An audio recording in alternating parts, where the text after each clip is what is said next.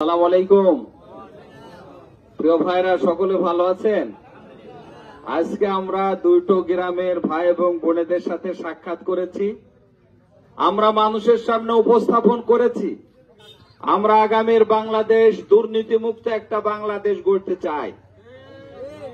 শুধুমাত্র আমাদের দেশটা থেকে দুর্নীতিমুক্ত হলে আমরা সামনে অনেক দূর আগিয়ে নিয়ে যেতে পারবো।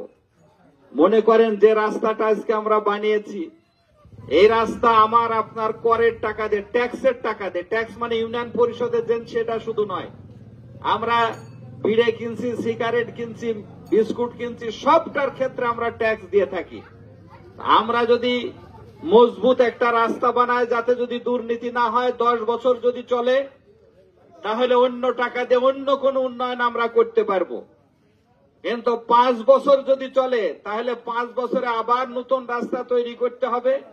আমরা সামনে আগাতে পারবো না, পিছনে পিছিয়ে যাব।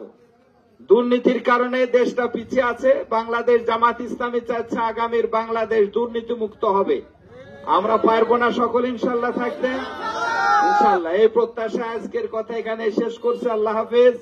আসসালামু আলাইকুম ওয়া রাহমাতুল্লাহি ওয়া বারাকাতুহু।